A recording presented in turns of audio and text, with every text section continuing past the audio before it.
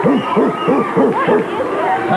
is that you're doing? Well, when we see a fine woman, the dog comes out in it, you know? And just have to bark. Good to see you. Boy, well, I'm a big fan of Days of Our Lives. You were there for years, and when I was in college, I used to sit with my lady, and we watched Days of Our Lives, and you and Judd, what was it? Judd Allen, Don yeah. Craig. Yeah. Yes, a lot of people love that story. That was your boyfriend. That was my boyfriend, my lover, and eventually my husband. Yeah, I used to watch you all the time. The infidel. Yeah. Now, you do a lot more than acting. You have, explain to me about your video biography. Deidre Hall, a video biography, is a videotape that's on the market, courtesy of RCA Columbia. Mm-hmm. And it's a response to the fans. It's everything the fans always wanted to know. And so a videotape was created that answered all those questions. Mm-hmm. And that's basically what it is. And because I know a little bit about you, and I am a fan of yours, I'm very sweet to say that.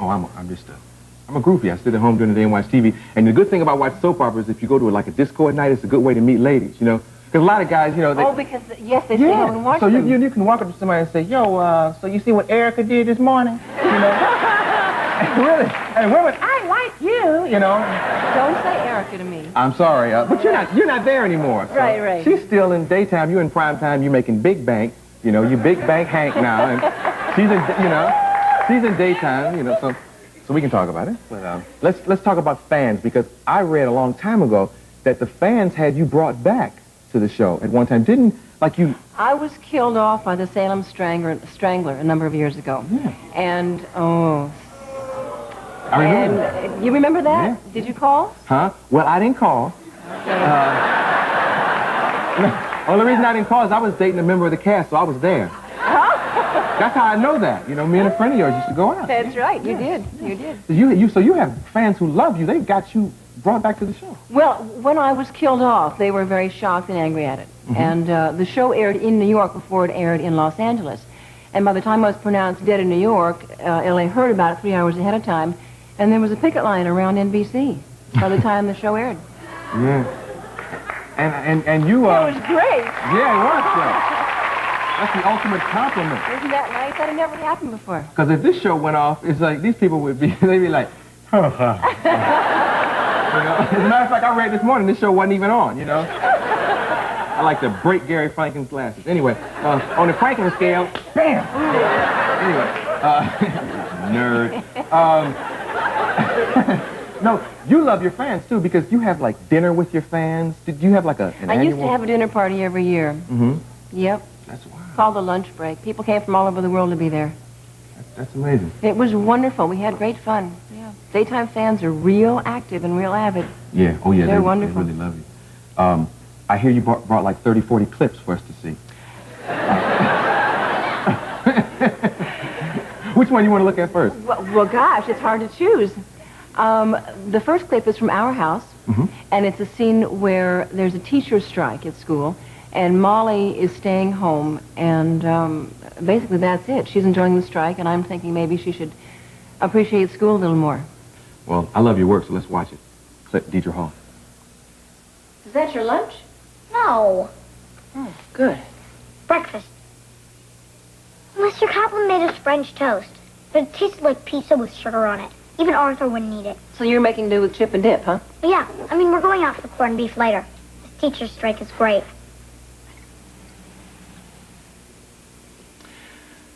I know you believe that's true, but you're wrong about it. You see, going to school is kind of like being a car. We want to make sure that you get all the information and knowledge you can to fill up your tank. That way, you get as far as you can in life.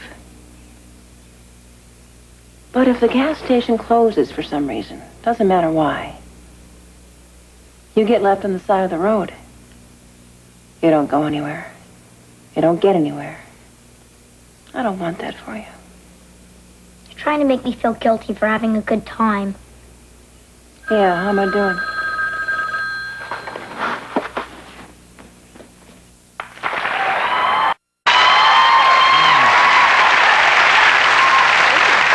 Good work. Thank you. Yeah. Now, you're a widow on that show. I'm a widowed mother of 3. Widow and mother. Yes. Yes. As a matter of fact, speaking of people being resurrected, we begin... No, I'm sorry. We're doing a show that starts on Monday. We're beginning filming on a show where you finally meet Johnny, my deceased husband. Okay.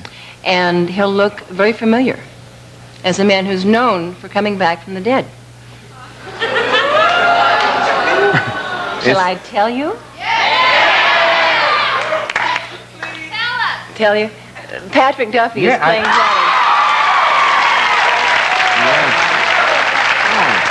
That's great. Isn't that wonderful? That'll be fun. Now, how about your personal life? You're a single lady. Yes, I'm single. And you're too fine to be single. Would you like to get married? Maybe? Would I like to get married? Yeah. Aren't you sweet? You'd probably want me to change my last name if I married you. Well, I just thought about that. Yeah. I just thought about that. You'd be the only one that wouldn't have to. You'd be Deidre Hall.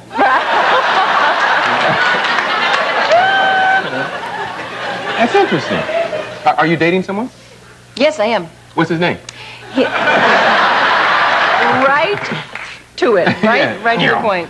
His name is Mike DeBelco.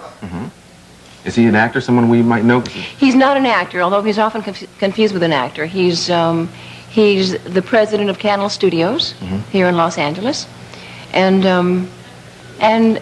you know, when you're a little girl, you always think, when I grow up, I'm going to marry a prince. I met a prince. Yeah. He really is the last living prince in the world. He's very sweet. Very sweet. We're going to talk more about the prince and the princess, and we got a lot of show for you, so stick around. Hold on to that spot you got. We'll be back.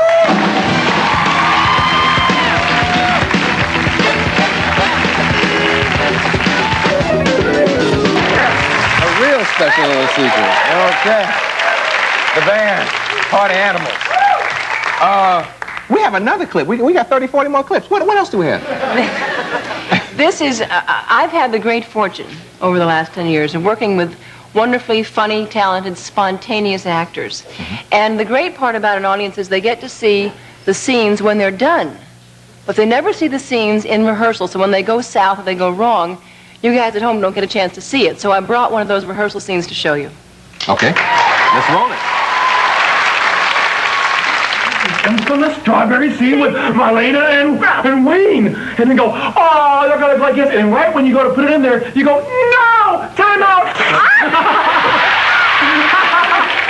That's not funny. I know it's not.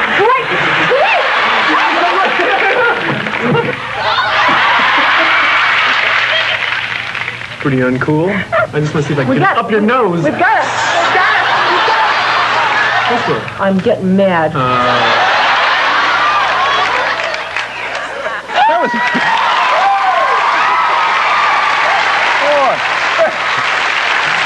At what point did the scene actually end and that became... Oh, it was an enormous fight. We had whipped cream from here to there in the room. It was all over both of us, in our ears, up our noses, in our clothes. What was it supposed to be? What should It was a strawberry scene that was an erotic strawberry scene that I used to do with the character of Roman.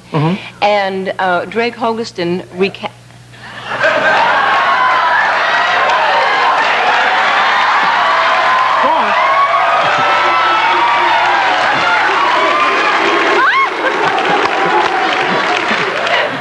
Go on, I'm sorry. I didn't mean to interrupt you. It was... Show me what it's all about. No, I don't know.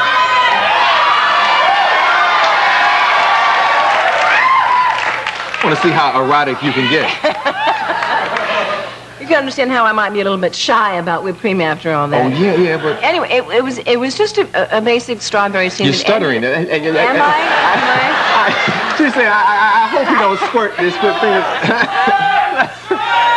They want you to do something. I'm not... You guys are cruel. You're really cruel. Go on. So anyway, it was a scene where we... Just let her finish talking. That lady called her. Like Willie Mae's wife and the wife and the...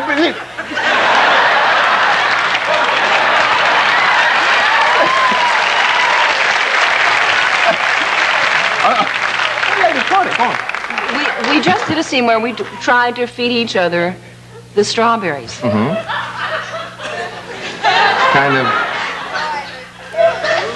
Oh, yeah. Oh, my goodness.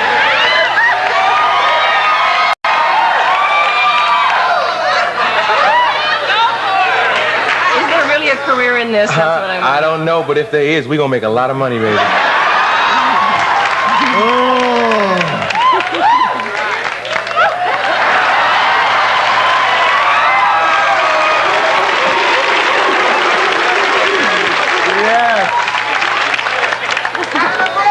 Yeah. 1, 2, 3.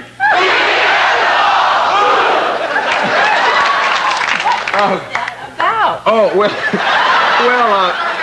one night, long time ago, Mark Hudson, I said, are we having fun, man? He said, we be having a ball. And I said, that's improper English. But we started getting letters to, we be having a ball. And it rhymed with our last name. Our last name. And so for some reason, you know, people started walking up to me in public saying, we be having a ball. You know? And it kind of stuck.